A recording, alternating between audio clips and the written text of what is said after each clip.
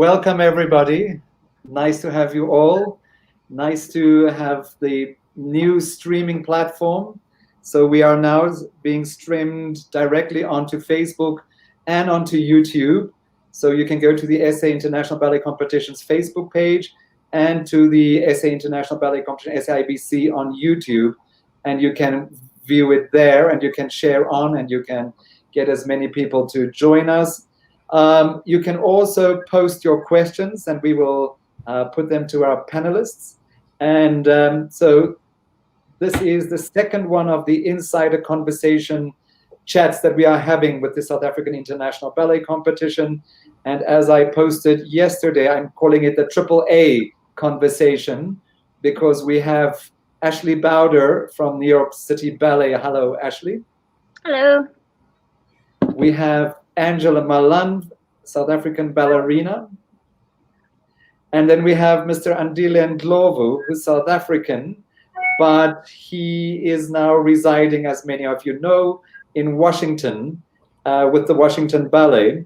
And so welcome all three of you. And it's really, really super to have all three of you. And it's been great because each one of you have had a history with Dirk Badenhorst and with the South African International Ballet Competition and related aspects. So I love that. And I love the fact that you are all here and willing to share your time with us and your experiences. And this is really what I want people to be able to understand is, let's talk about, number one, who are you?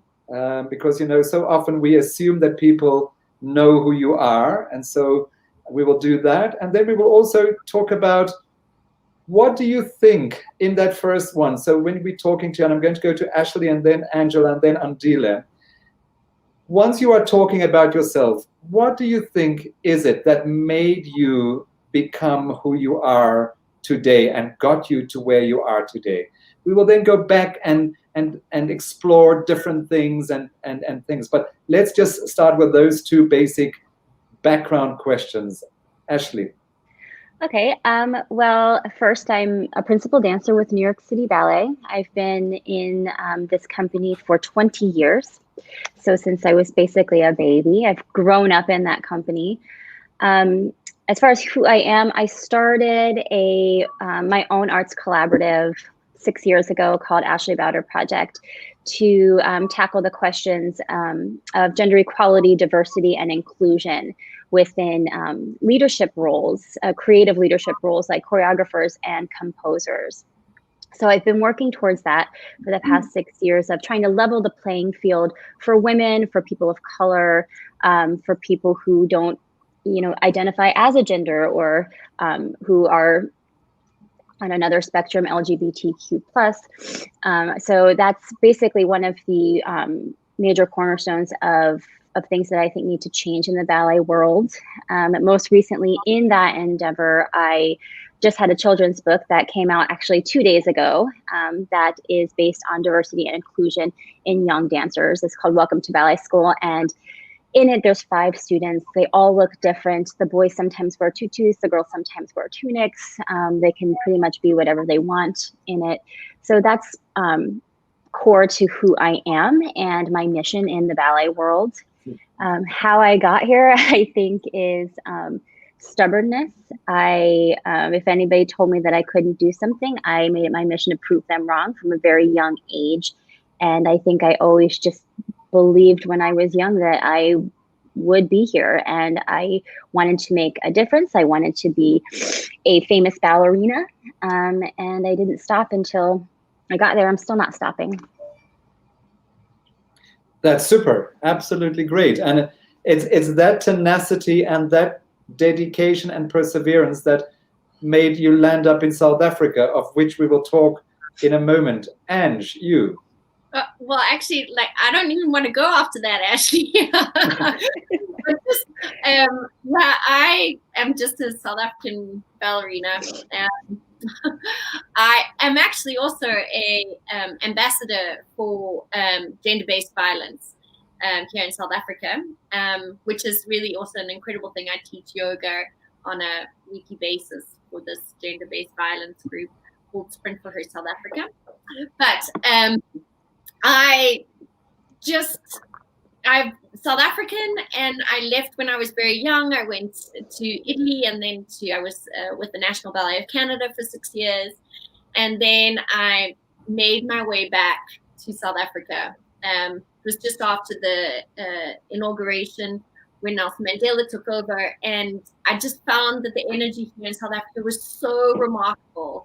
And I just wanted to be part of it. I didn't even care if I wasn't going to dance anymore when I came back to South Africa. But of course, it keeps pulling me back. Every time I step away from the dance world, it pulls me back. But then I came back and was one of the founding members of what is now Joburg Ballet, along with Dirk. And then I moved to Ethiopia. I lived in Ethiopia for 3 years, which I think really, really brought perspective to my life, and put ballet and ballet back into my life, when I realized just how much I feel incomplete without it. Like I don't feel me when I don't have it, because I had stopped dancing altogether. And I think how I got here was it's just always been an innate sense within me that I have to dance. It still is. I still, I don't belong to any company, and I just guest and I do the occasional things, but I still train every day. And I think it was just something I had to do. And I know again and again that every time I step away from ballet, it just pulls me back. I love it. I have to do it. Absolutely. I'm not sure what I'm going to do when I get too old. Yes, but I think that's something that's important, is that too old is changing. Because when I came back from the 2011 Beijing International Ballet Competition, where dancers such as Daria Klementova, Ulian Lopatkina, Isabel Guiren was dancing, that's when I came back and I said to Ange, but if they can do it, why can't you do it? And so that's why I just think that the choice of roles is so important. I think the way that you package it is important. I think the fact that, I mean, females in movies have the same issue. I mean, there comes an age where you can't necessarily be the romantic lead anymore, but it doesn't take away the ability to perform and the want to perform. And it brings me to something that you were talking about just now, and Dila, I'm going to get to you in a moment. But actually, while I'm on it, then I'd like to talk about it, is female choreographers and the push and the drive for that. Because if it's a female choreographing for a female, understanding, Angela did Bengingazi with Mzansi Ballet and productions in ballet in the past, and it was choreographed by Adele Blank for her, who I think understood more what it's about. It isn't about 32 fouettes with triples and doubles and things like that. It's about storytelling. It's about using an instrument that had been honed and skilled for so many years that you can't just suddenly go like this and say, because you're 41, you now have to give up. No. That's very common. Well, I think that one of the things, though, is something that I'm trying to change is to push these young female choreographers when they're young, so that they, number one, get the experience, they have the failures they need to have in order to know what they need to do to succeed, and honing their skills when they're younger, so that when we do get older, when we enter our 40s and 50s as choreographers, we can choreograph for dancers that are our age because we understand them. And without the honing of the skills in your, even in your teens, in your 20s, in your 30s, and having all of that opportunity to work it out, how you want to choreograph, what your voice is, and again, having room to fail in order to succeed, is really, really important to having careers as female choreographers, but also extending the life of female dancers. Absolutely. I'm going to come back now, Ange and Ashley, to talk about parenthood and how do you prepare for a principal role and things like that. But let's get to Andile. Andile, I think you were 15 when you did La Traviata with us, the ballet La Traviata. Yes. In 2003 in the South African Ballet Theatre at that stage. And then in 2008, I think things changed dramatically in your life after the inaugural South African International Ballet Competition. Having said all of that, tell us. Yeah, my story is very different, and it's very special, I must say.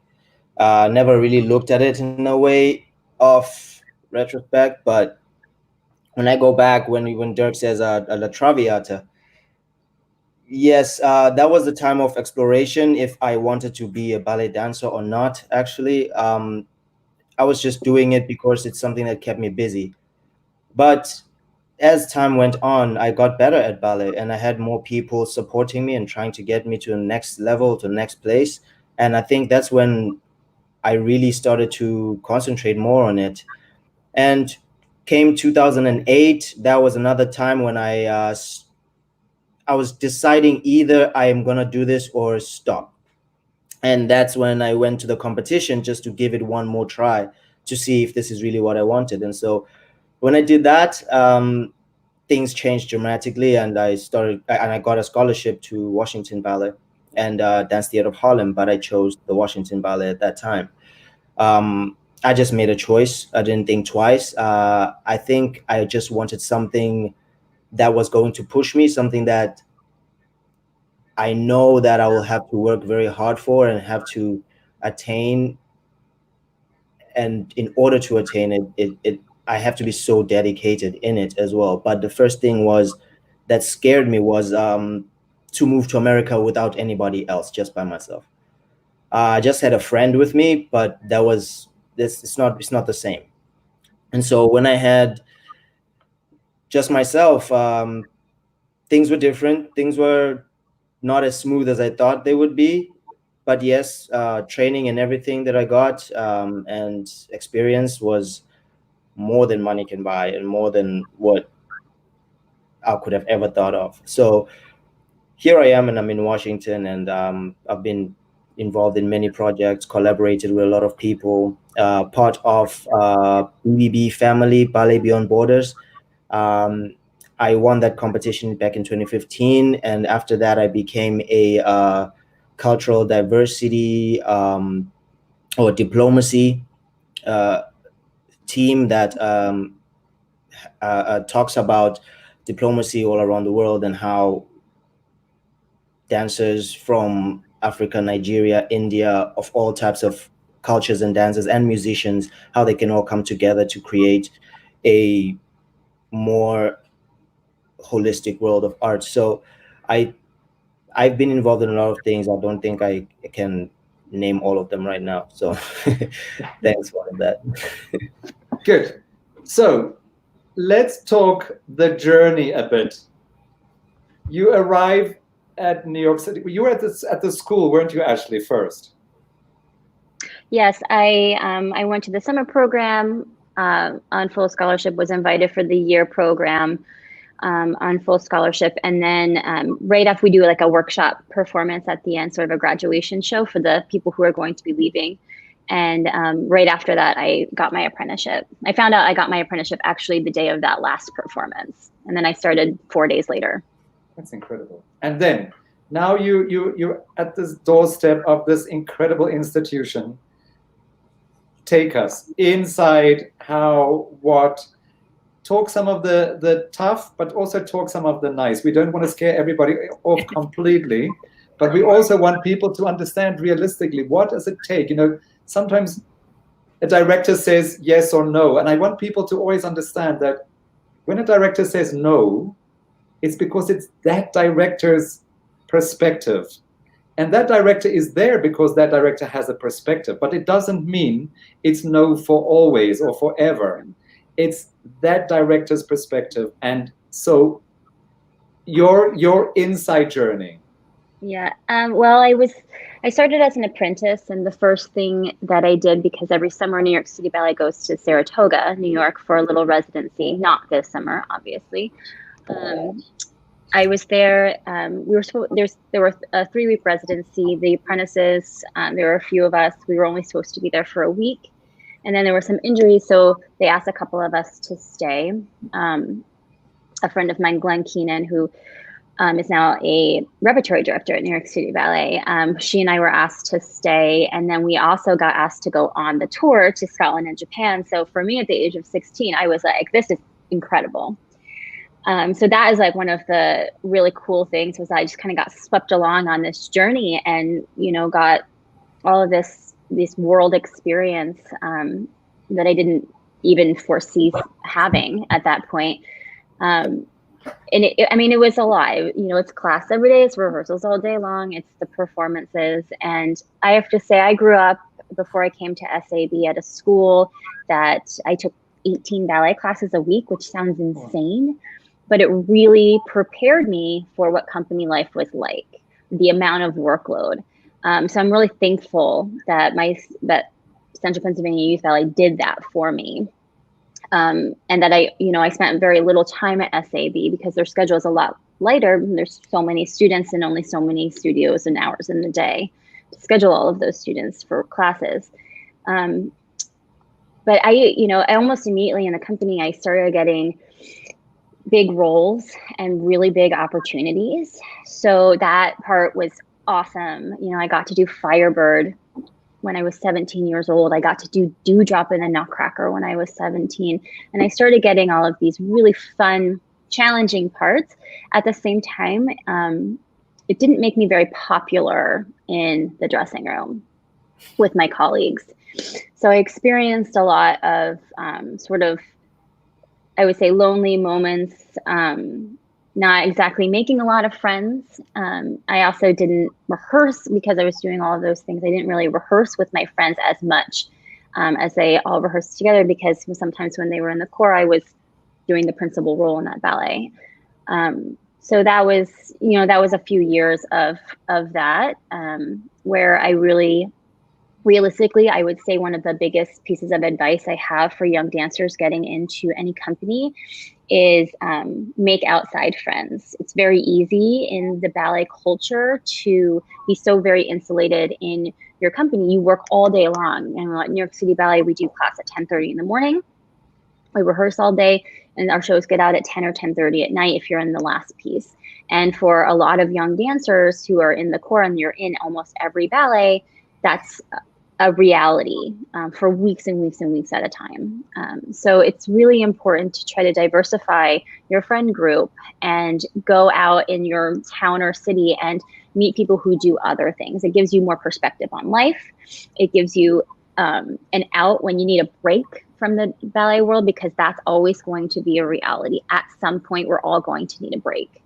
And I'll say this about needing a break, that I never, I had lots of little injuries and things like that, but I never had something that like put me flat out until I was 21.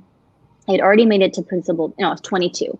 I'd already made it to principal dancer. I'd been a principal for about a year, a little over a year, and I sprained my ankle for the 4th time, the same ankle, and my ligaments were just gone. So I needed surgery. And at first I was devastated. And then about a week into it, I realized how tired I was, how much I needed a break, and how that that injury was almost a blessing in disguise, because I was getting really burnt out. And it was something that I didn't see coming. It was something that people don't really talk about a lot. You should love your job and be passionate about it, because you only get to do it for this finite period of time, and you should feel lucky that you're in New York City Ballet, or you're lucky that you're in your position. Yes, you can feel, and all of those things are true, but that doesn't erase the other things. And that was, that's something that I also try to tell dancers, that it's okay to be burnt out, and you have to find the outlets that let you take that little break, even if it's, for an hour where you go out and have lunch with somebody who has nothing to do with ballet, and you can just talk about something else. So that's one of the most valuable things I've learned. Excellent. So Angela, in 1994, I think it's 94, you came back from Canada to South Africa. And I Yeah. always say it was when you were doing Romeo and Juliet that for me, that was when I was like, oh, wow, that's Angela Malan.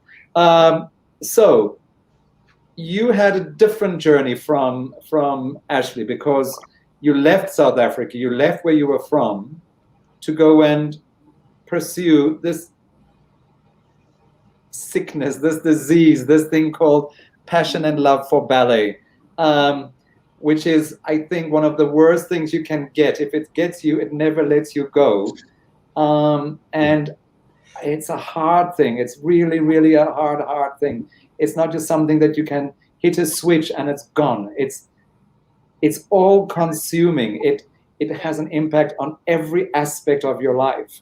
So take us a little bit where you and how you became I think in to some that ways point.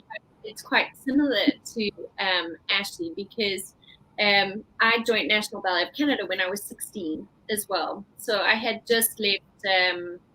I left South Africa and I studied in Italy with Raymond Lukens and Franco De Vita, and I was there for 6 months, and then I went for a scholarship at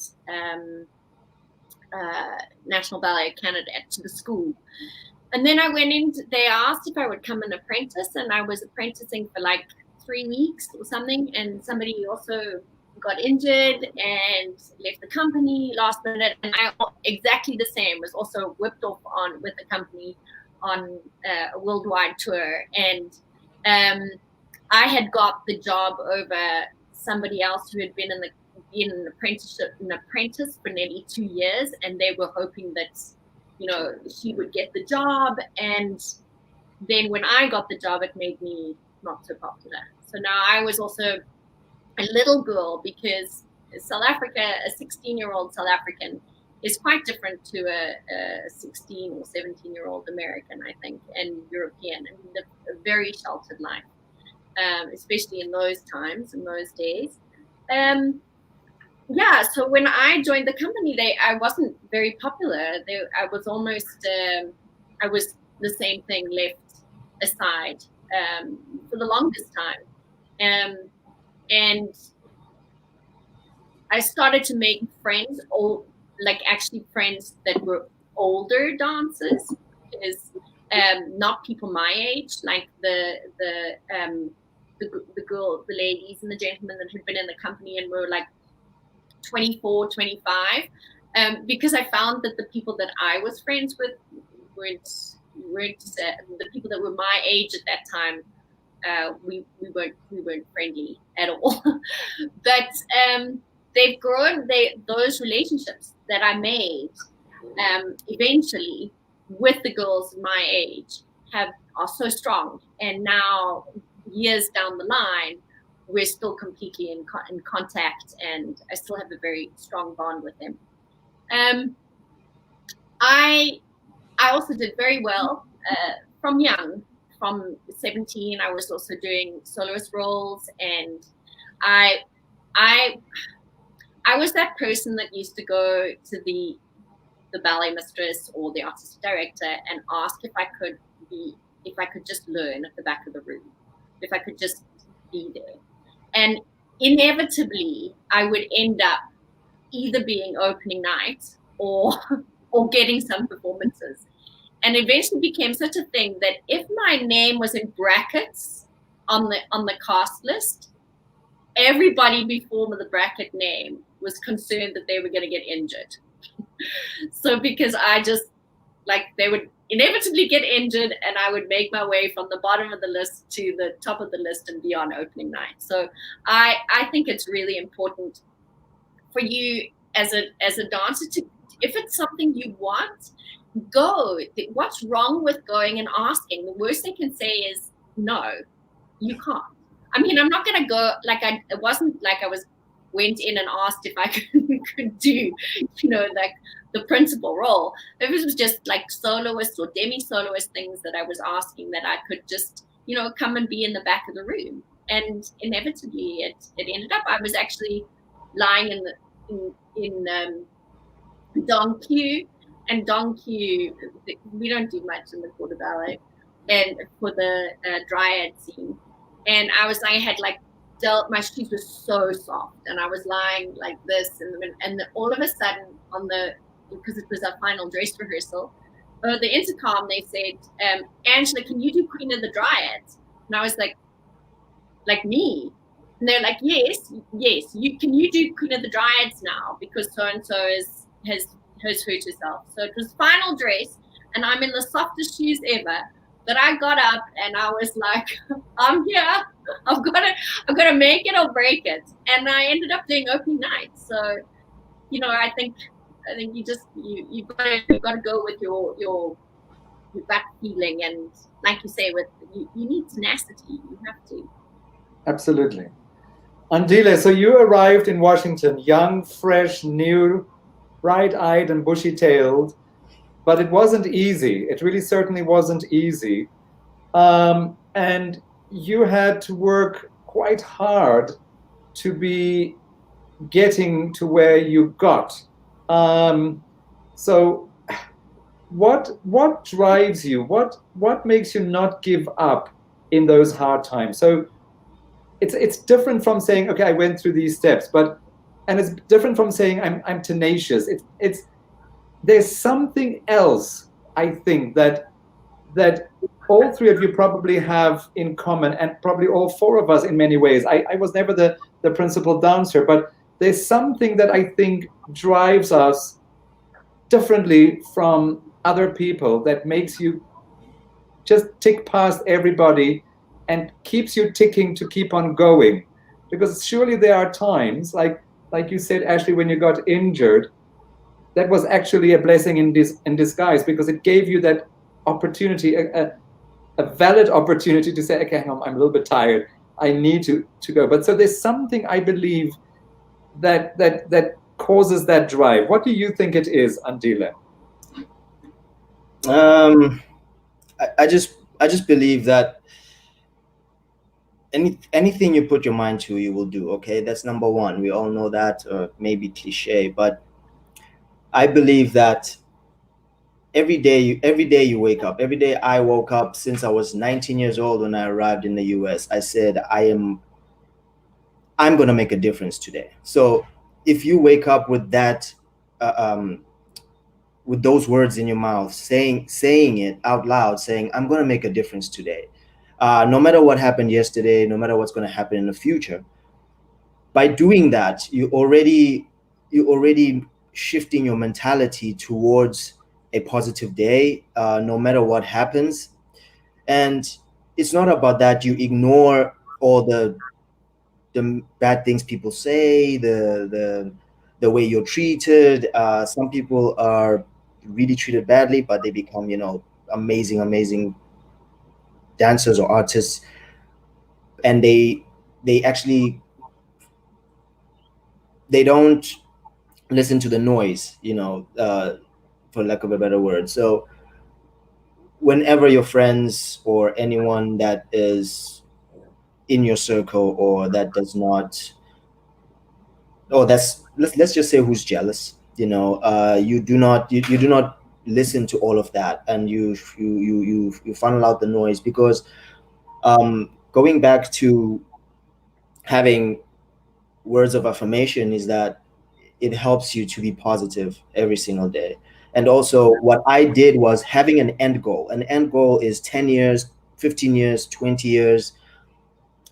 And when you put perspective as a dancer and artist, you have to put perspective out there and lay out your plan on 5 years, where do you want to be? Another 10 years, 10 years, where do you want to be? 15 years, where do you want to be? Because when you do that, and also to know those things, you have to have someone that you can talk to from the outside. So I like what Ashley said, someone different that is not from a ballet background, that can teach you how to really project your future in a different way than just thinking ballet, because you will be or dance, because you will be burnt out. And when you get burnt out, you literally cannot use your mind. You literally just want to not think about anything when it comes to ballet. So when you do that, you project your your goals in a way that you still manage to not get burnt out, even though injuries and everything come into play. You would still be able to overcome those things because there is an end goal. You placed something, you pinned something there to say, oh, this is my journey, I still have to get to that place. So there's, and also you don't feel like you're in a rush to do it, even though you get to a place where you start saying to yourself, oh wow, I'm old. You've said this in the beginning of the talk. You say I'm old, but I don't think it's a matter of saying you're old or you're getting older or you're running out of time. You just change, you become different, and you become better. I like to say it's different, not old, because that way you can still perform, you can still do all the amazing things that you were able to do when you were 25 years old or younger. So it's good to have those things to really persevere, because if you do not create your own structure, that will make your mind to make your mind more open to a lot of things. As an artist, you will, at some point, you're going to burn out and you're going to fall off the tracks, I guess, and it's hard to get back when you do not have, let's say, a plan. Yeah. I think that's important, and I think so. As much as I said just now that all three of you, all four of us possibly, have something that keeps us going, something that pushes, something that drives. I also think that it's important for people watching, people thinking about this, to understand that the journey isn't always the same, and that everybody has a different pace of development. Some people click earlier, and then some people click later, and some people achieve later what other people have done much earlier. And that's also okay. And I think that's very, very, very important, is that not everybody is going to be a principal dancer at New York City Ballet at 22. There are dancers that have become principal dancers at New York City Ballet at 30 or at 32, I don't know. So it happens at different stages of your life. And I think we have to be kind to ourselves as well. And I think this is where directors play a very, very important role. It's something that you guys spoke of earlier, and I think actually you spoke about it first, is the ballet culture in a company. And I want to come back to that just now. But it's also about creating a space and an expectation with your audience that it's okay to have a dancer that is slightly more mature than the others. Because so often we have created an expectation that it's 18, 20, or 24 at the most, and that's it. And I don't think it's always true. I think that we need to give the audiences time to catch up with where you as a director, you are planning to go as well, or when you see something in that particular dancer, that it's okay. And I go back to the fact that I saw these more mature dancers doing exceptional performances, and then just taking that learning experience and translating it into an experience in South Africa. And I think that's really, really important to me, is that is a role that the director needs to play. In the same way, the director needs to help looking at what do we need to do differently to help change the accessibility to leadership positions for ladies, transformation in companies, have it a healthier environment. Because sometimes we say, oh, it's been working like this for years, so why will we change it? Which sometimes isn't a bad thing, but sometimes those things need to be looked at. So often we get called gatekeepers, and it's something that for me seems like kind of a negative thing. And I think that it shouldn't be a negative thing, and it needs to be something that says it shouldn't be a gatekeeper. It should be a door opener or something else. I don't know what to call it, but it needs to be more accessible to all. I think that is a question I would like to ask any one of those aspects that I've touched on now, any one of you to kind of just fall in with your thoughts around any of those aspects: transformation, ballet culture, age in ballet, gatekeepers. Let's go. Well, if I can, I think one of the most important things is representation within administration and in the higher ranks of the people who are really in charge of companies, of the dance world, of all of that. It's, you know, it's representation with people of color, it's representation with women, it's representation of people who don't identify in the socio-normative way. Because we need those voices in leadership positions. So it's also about the accessibility of those people to get those jobs and to be able to have those voices. And I think that a lot of it comes from education. I think that we need to support those kinds of people of color, women, people who, you know, don't identify as what we think of as normal in society, which also that idea needs to change. But we need to give education with that. We need to educate choreographers. We need to give opportunities. We need to encourage people to do things outside of dance. You know, so much of it is a different type of education of going to college and doing that. If you want to be on, especially in the United States, being on that executive administration side, you need that experience, you need that knowledge, you need that education. And it's finding a way to create programs that do that within the dance world. You know, I think it's the responsibility of these big companies to change what their administration looks like and sounds like, but also to create programs that will educate the dancers who are eventually going to be leaders in an equal way that prepares them to be artistic directors. Because honestly, as just a dancer, you don't have all of the skills you need to be a director of a company. You know, there's a lot of things that we just don't know at performing, right? That and I think, Dirk, you've probably done a lot of education for yourself on that, and which explains why you're so successful. But if we can create things for dancers who want to go on that track, we will have a more it's an important, I'm sorry for interrupting, but I think it's an important thing, because yes, we have gone and we've done MBAs and we've done things like that to be in a certain way looking at the global picture. But just from our own experience, and so it's something that I would like to put to you. So if your director comes to you, you are now 28, 30, and he or she says to you, "Oh, Ashley, I'm starting to look at where we want to go with your career."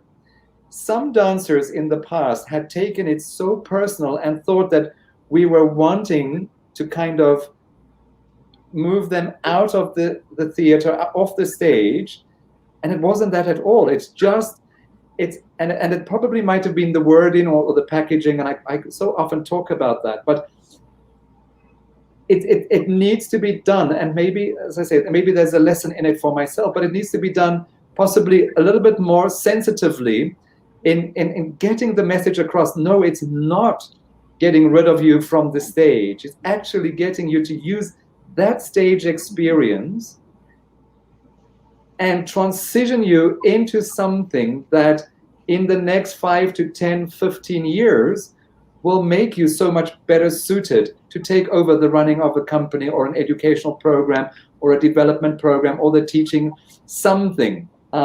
Because also oftentimes we don't know exactly where you want to go. But my point is that sometimes when that conversation is being had with a dancer, because dancers are fragile. I always said it's like if there are 32 dancers in a company who's having 32 soap bubbles that have that very sensitive situation that if they crash, they exploded. And that's not what we wanted. And sometimes we did it and it wasn't on purpose and it wasn't seen like that. But it's managing those 32 bubbles all the time, because it is a human being. It is an artist that lives inside that bubble.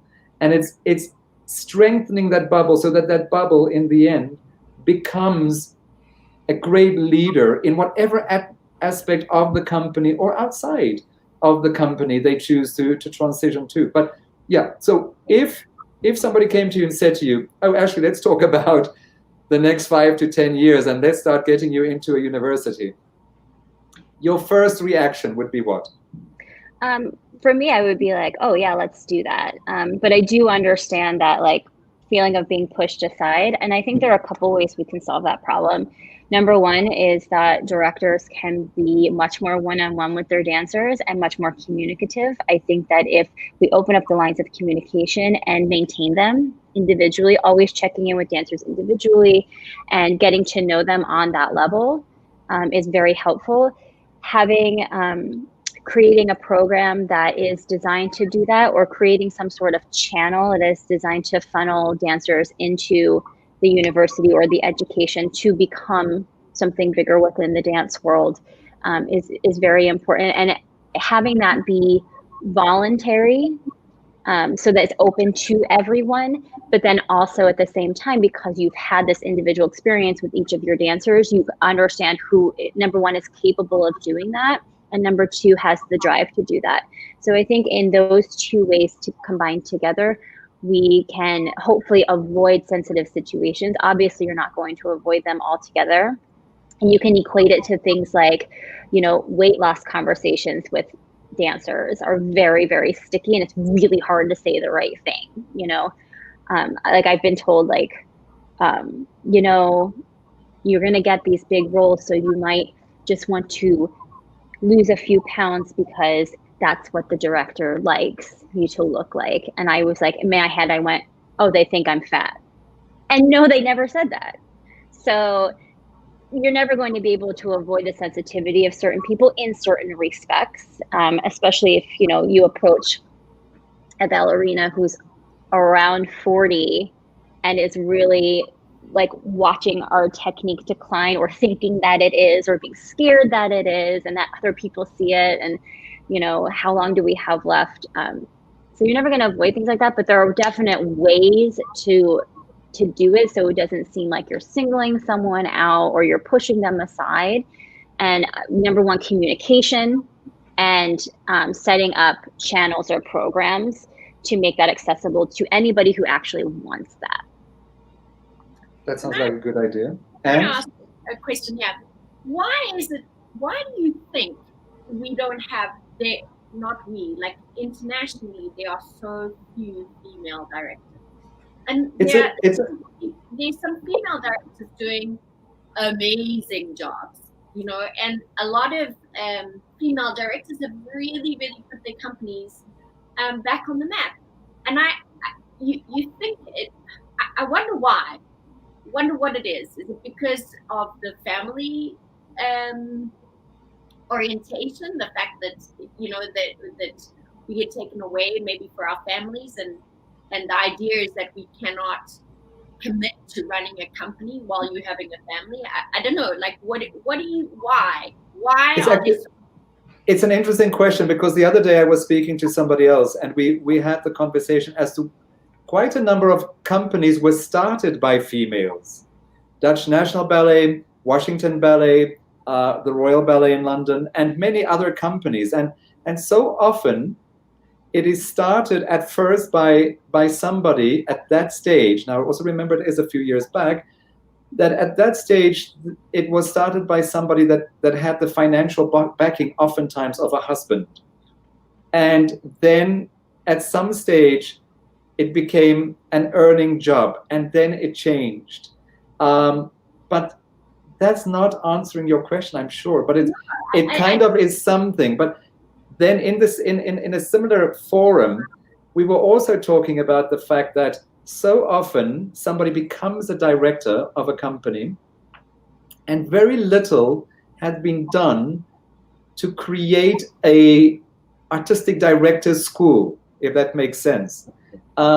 Where all of these things that we've just spoken about needs to be put on the table, because sometimes intuitively you actually have access to it, and you just need to have it officially put into a line of step 1, step 2, step 3, step 4. And so that is something that I think needs to be looked at. And then at the same time, I think that we need to get to the stage where you have to be able to take what you want. And I think that's important. It is really, really, really important. I think men go and say, I want that, that's my plan, and I take it. And oftentimes, and this is something that's very, very important, and both you and Ashley spoke about it, was the moment you started seeming to be a little bit more successful than your peers, who became your greatest enemies? The ladies that I believe should have been pushing you up became the ladies that started pulling you down. Whereas men form boys' clubs, and I'm completely just surmising, of course. I don't have any scientific proof for all of this. But boys form boys' clubs, and they take each other up. And I want that. I think that's something that needs changing. Is that women should have that same thing, and it shouldn't be a woman against men thing. It should just be, that is a talented person. He or she can walk into the studio and can make the studio work. Why would we not want that person to run this whole company? Well, and that's something that we need to do. What do you think it is, though? Well, I think here, like, I personally, I think that like women and men have, like, in my experience and what I've seen over the years, is that we do have two very different personalities. I've seen lots of male choreographers go in and be like, I want to choreograph, give me an opportunity. And you know what? They get it. And they don't just get it once, they get it again and again, because they keep doing it. And women go, oh, do you think you could let me choreograph? And no, not everybody's like that. And that's a huge generalization. But in my experience, I've seen a lot of those personality traits come out when it comes to asking or demanding opportunities. But also, along with what Dirk was saying, is that men tend to like have like boys clubs, and you see it in politics a lot. That back smoky room with the scotch and the cigar, that like typical cliche. But I've seen it, you know, like I've seen, you know, male directors, they go out with the principal male dancers and they have drinks, you know, a couple nights a week, or one, you know, they have a regularly scheduled drink, and they do that. If a male director does that with a female principal dancer, what is the connotation there? Especially Absolutely. with things like the Me Too movement in the United States, like going wild these past couple of years. It's like, you just can't do that as a male director and feel comfortable or confident that people aren't going to get the wrong message in that. And then there's also the issue of family, right? I can't tell you how many times I've been asked, how do you manage being a mom and a principal dancer? And I'm like, are you asking principal men this question? Because I manage just fine. There's a daddy at home too who has half of the responsibility. You know, I'm not the only caretaker for my child. So, you know, there's a couple of things that are just societal norms, things like of how we've been trained to act, you know, how women have been trained and ingrained in us to ask for opportunities, not go, I want to do this, give me a chance, like demand the opportunity to have a chance. We go, could you please let me choreograph a ballet? Oh no, So, okay, I'll go away. In line with that, I do want to say, so oftentimes a boy starts later in ballet, and it's a sought after commodity. Little girls, there are thousands of little girls from day one that wants to be ballerinas, and they get put into a studio and they get taught, be quiet, I'm the teacher, you listen, and I will tell you what's wrong. And that, of course, has a complete impact on how you do things. It is rude to say to the teacher, I don't agree with you, or why are you doing that? It's completely frowned upon. So why would it not be frowned upon in that head of that female dancer when she goes into the director's office to say, may I choreograph? It's all of that conditioning that happens. And I think it's a very, very important issue. And I think in many ways, the same happens when it comes to gender equality, and I mean with this gender fluidity. And I think the same happens with race. And so often, I don't even think the director has taken a decision that I'm going to block. It's just continuing something that has been happening. And that's why all of these different kinds of movements, I do believe, is they are incredibly important. But these kind of conversations are equally important, so that we start saying, no, hang on. Yeah. Let's change it. Let's get the conversation going. You know, the morning Barack Obama became president of America, half Americans had a completely different hope after that morning, because suddenly every single Black American realized that they could now become the president. So the moment there becomes, or there is a female director of a company, it switches the head space, I'm hoping, of the female dancers. It just makes it so much more important. Strangely enough, right now in South Africa, both our ballet companies are run by females. So, you know, and actually it's quite interesting, because most of the productions that we have done, or that I have done, in my life as a director, I've had female choreographers and female stagers. I've had Denise Schultz, I've had Angela Malan, I've had Adele Blank, I've had Angela Reevy, I've had Kitty Petla. So there's been a lot of females that have had leadership positions. When we started the Joburg Ballet, it was 3 men and 3 women, if I'm not mistaken. Yes, it was. So even that leadership structure was very, very different from what you are used to. We had 6 dancers that started and led a ballet company, 3 males, 3 females, not transformationally, but from a gender equality perspective, it was a step in the right direction. And I really think that is something that we need to look into and need to encourage. It needs to be okay to question. Yeah. I have something else. So I've spoken about this before. Actually, I'm going to do something. I want to talk about something else. So in 2018, I was adjudicating in Shanghai. And as I was leaving Shanghai, I thought, wow, I've now adjudicated most of the ballet competitions in the world. And I don't know what's going to be next. And then I landed in Hong Kong, and Septime Weber is now the director there, and Brooklyn Mack was rehearsing Alice in Wonderland with Septime, and he was wearing a shirt that said Prix Benoit de la Danse. And I thought, I would so love to be able to go there. And how will that happen? And I really honestly believe in the concept of putting something out there. And you will not believe it. I got on the plane and I flew from Hong Kong that night, and I landed in South Africa on the Wednesday morning. And the first message that opened on my phone was a message from a lady called Nina Lurie that said, you are invited to be on the jury of the Prix Benoit de la Danse. Of course, I thought it was fake news, because you know, Big Brother is watching us and they have complete control over our minds. So I had to Google first to see who is Nina Lurie, who is really the running it, and it turned out to be completely true. And then she also said that you were suggested by Brigitte Lefebvre, the former director of the Paris Opera, who had just the year before, or earlier that year, been on my panel in South Africa. So suddenly it all made sense. And then it became a process of who would be nominated and who would I think of nominating, etc., etc. And 2 of the nominees are here today. So both Ashley and Andile were nominated by yours truly.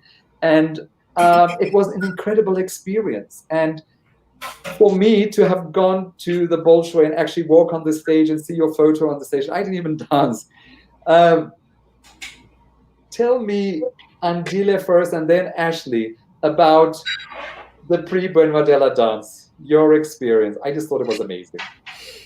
Yeah, that's the best thing that's ever happened since I started ballet, to be honest, because it's also, you know, the connotations that come with Russia and ballet, and who needs to do ballet, how great Russia is, and it's just it's really intimidating. So at first, when I heard that I was nominated, I was like, oh no, the world is actually going to see me dance. Oh wow. And it just started working.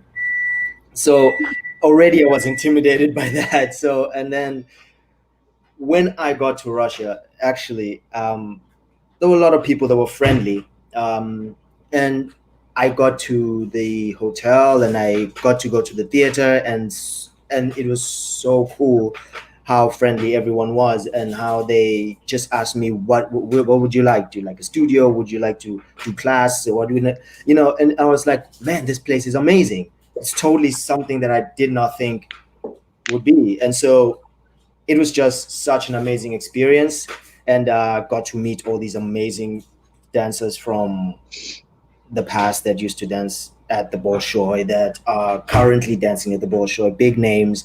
I met everybody from all over the world. So it's like a dream come true. People that you used to watch on video way back in the day when you were still learning how to dance, and then all of a sudden you're with them there, and you're talking to them, and you're actually getting to dance on the historic stage that you used to watch big name dancers dance on video, and you are on that stage and actually performing on a raked stage for the first time, and your the first impression that you get to see that the stage is raked, you just go, I am going to fall, I'm going to bomb this.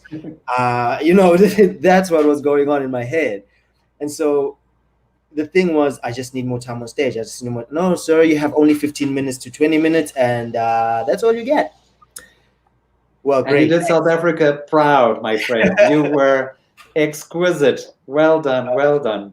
Yeah, thank you. And it was like it was intimidating, but at the same time, very much so exhilarating, because it's an opportunity of a lifetime that a lot of people don't get to have, and so I was grateful for that, and I will never forget that memory ever again. And then I met Ashley there too. And, yeah, so that, and also, like, you see how, like, the world of dance works. It's like when you invited Ashley to South Africa to the Rhino what is it, what is it again, Dirk? The orphanage. Ballet in the Bush. Yeah, Ballet in the Bush. So you invited her there, and then the next year you invited me there, and then the third year I'm meeting Ashley in Russia, and it's all connected. So it's like everything is just going in a circle, or people just intersect and they connect, and that's what makes it more interesting, and that's what makes it more worth doing, And so yeah, I think it was the best thing ever, really. Ashley, your experience. Well, my experience is a bit different. I think I've been around that international world for a little bit longer than you, Andile. It was actually my third time at the Benoit. The first time I went, I think it was 2013, and I went because I wasn't nominated. I went because Joaquin Deleuze, who was a principal dancer at New York City Ballet, he now is the director of National Ballet of Spain. He had been nominated in 2012 and won, but he didn't go because at the time of the Benoit, New York City Ballet is always in the middle of our spring season. So historically, a lot of people who've been nominated from New York City Ballet can't go. So he went to pick up his trophy that year, and we went to perform. And it was fortunate because Yorma Elo was nominated for choreography at that point for a ballet that Joaquin and I were original dancers and had been choreographed on us. So we got to perform excerpts of that ballet with the Stanislavski Ballet from Moscow. So it was very cool. We ended up doing 4 pieces over 2 performances. I think we were Tarantella, Ruby's other dances, and the Yorma Elo piece.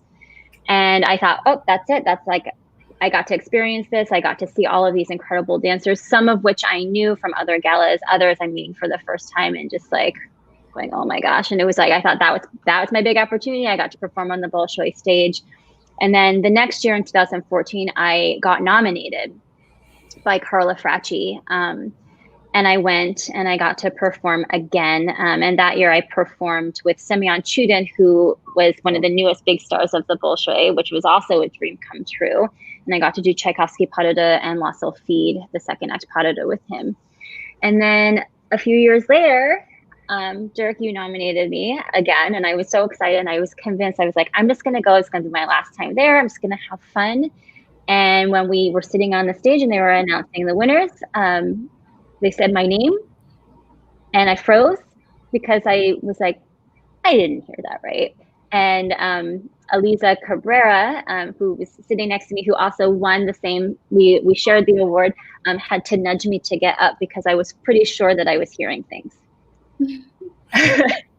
No, that was just wonderful. It really, really was, and it was very well deserved. The last thing I want to speak to before we say goodbye today is my pet project that you spoke about a moment ago, Andile. And we're going to post on the screen a photo. So in 2014, a friend of mine, Emlyn Bull, came to me and spoke about the rhinos and projects such as that. And we decided that we were going to do a project. And then another friend, Carolyn Stain, arranged for me to go to the Legend Golf and Safari Lodge, and we started having the very first Ballet in the Bush, which was the culmination of the group of dancers that came and did galas for us in Joburg, of which Joaquin put the group together, which then included Ashley. And then Ashley went into the rhino enclosure, and I think she became the first ballerina in the world to have her tutu nibbled by a rhino. And that was such an incredible experience. And it just became so important to me that we did something that showcased that the arts can have more than just always the hand in the hat kind of moment, that the arts could be indeed the instigator of a process of saying, let's take care of something else. That for me is the value of the arts. And so that was the first one we did in 2014. And there's Ashley's tutu being nibbled on by the baby rhino. And so many rhinos have been saved, because I think so many people in the world are not aware of the plight of the rhinos in Africa and how they are being slaughtered, horrifically killed in such an inhumane way. Not that there could be a humane way of doing it, but it's just done in such a horrible, horrible way. The mother is killed for the horn, and literally the baby is left for dead next to the mother. And a few days later, often found and then brought to this incredible, incredible place where we then do Ballet in the Bush. And all three of my AAA dancers, Angela, Ashley, and Andile, had performed at the Ballet in the Bush. So let's finish off your experience of Ballet in the Bush, and then also your final words of farewell. Let's start with you, Andile.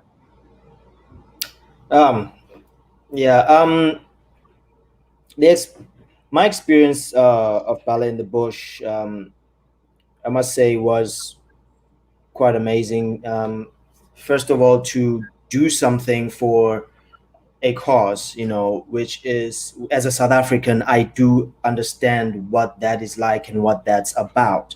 I really understand the importance and the responsibility that I have as a South African as well, to take care of my ecosystem, to take care of what is most important from my country, because it gets taken away so carelessly and so easily. So it is very important to me to do these types of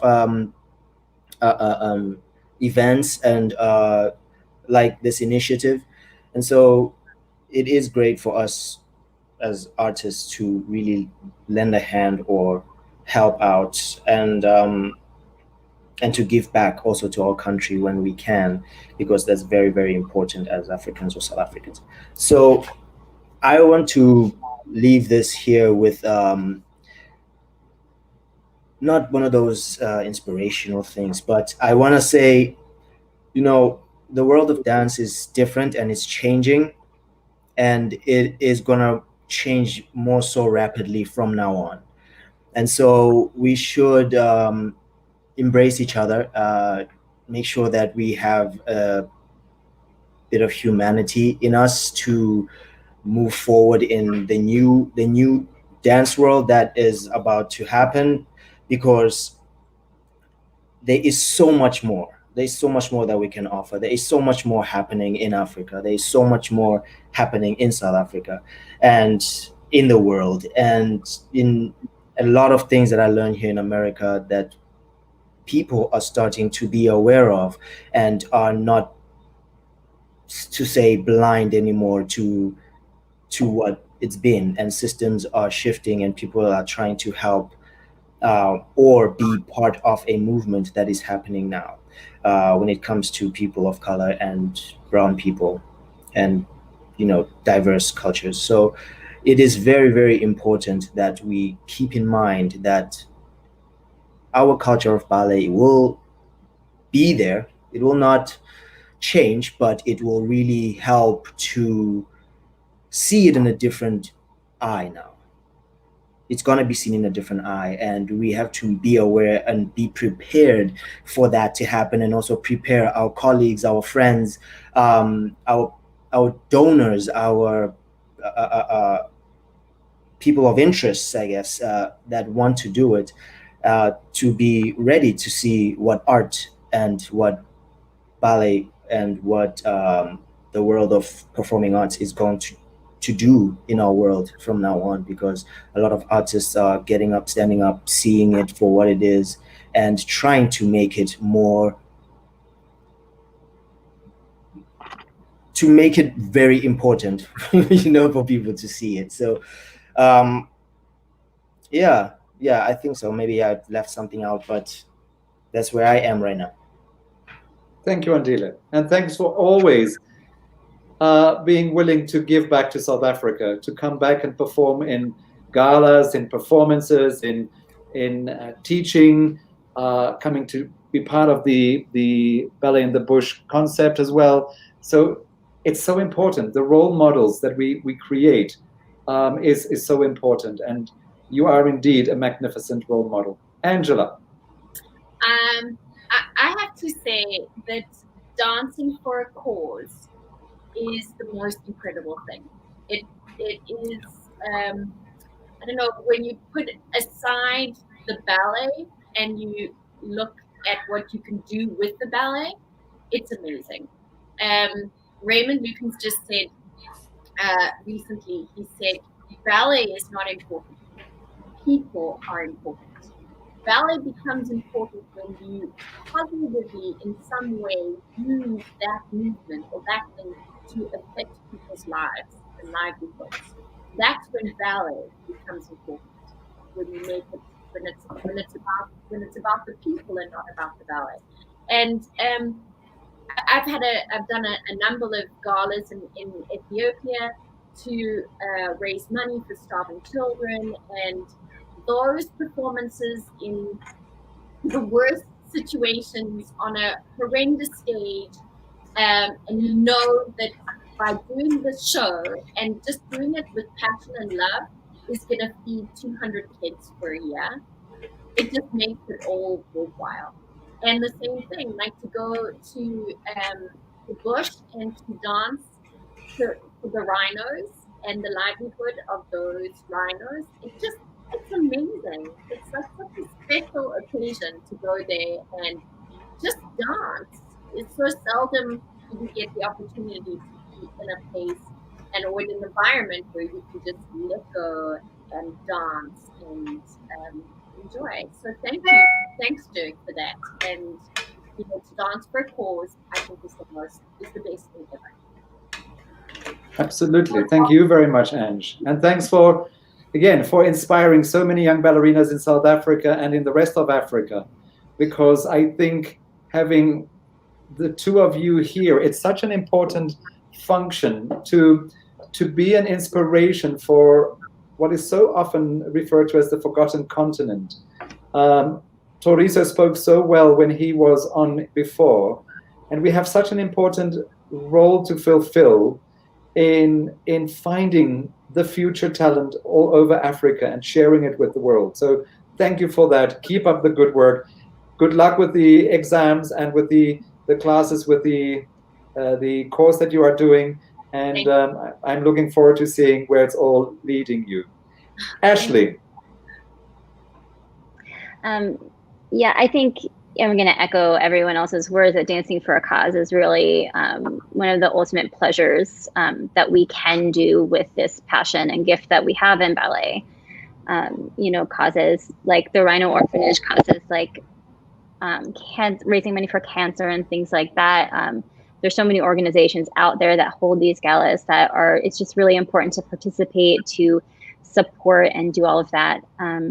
My experience with the ballet in the bush was absolutely incredible. Dirk, you let me be in there with those rhinos. There were actually two of them, a white rhino and a black rhino. And I think the white rhino's name is Niani, the black one is Shaka.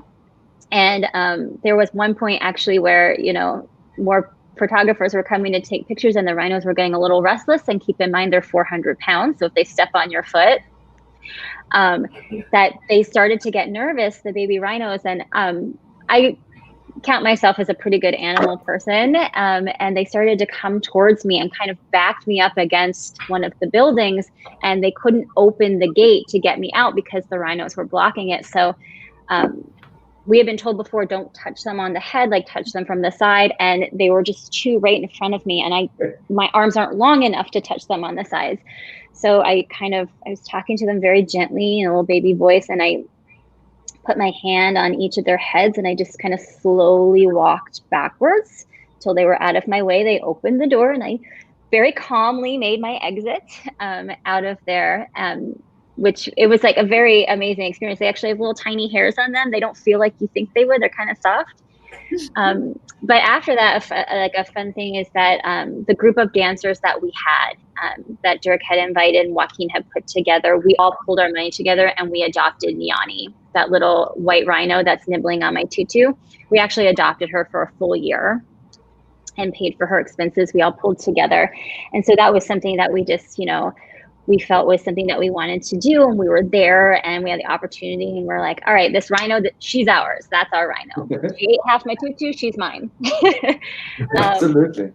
And what we forget saying is that you were actually in the enclosure with Michaela de Prince, and you were told not to run, because if you run, they might playfully follow you and, as you said, injure you badly. However, before the rhino came to you, as the rhinos were approaching you, Michaela said, that's it. Out. She's out of she literally almost had a grand jeté on tournon out of the enclosure and left. And there you were, very, very brave Ashley Bowder, standing your ground and meeting the rhino that you would have adopted then for a year. So thank you very much for that. Yeah. So thank you, Ashley. And again, it's always great to, it's such an interesting balance, in South Africa, and I'm sure it's around the world as well.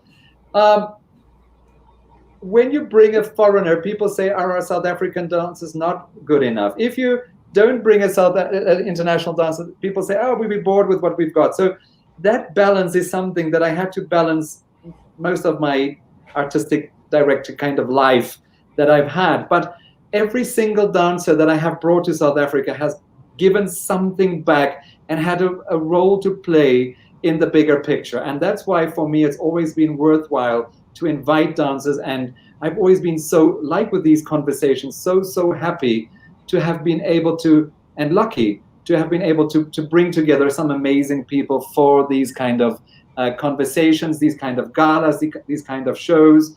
So thank you to all three of you again for taking part in today.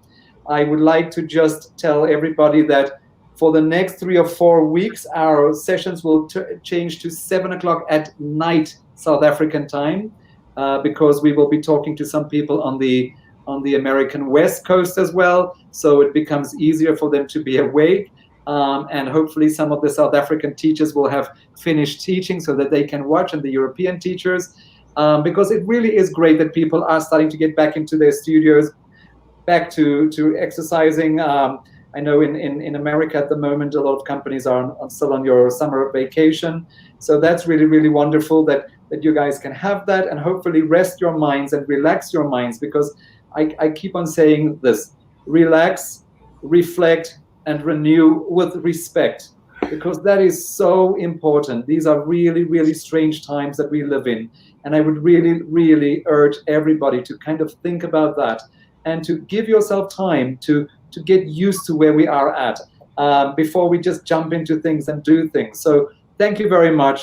It's been a pleasure having you three on today, and I look forward to seeing who we have on next week, because in the next few weeks we will have directors of companies, directors of festivals, dancers, health practitioners. So please check out our social media to see what will be on. Please spread, please make sure that as many people watch these insider conversations. They are really important, and it's a really fun way of getting to know one another so much better. Lots of love to all, and thank you very much. Thank you. Thanks. Thank Stu. you. Thanks, guys.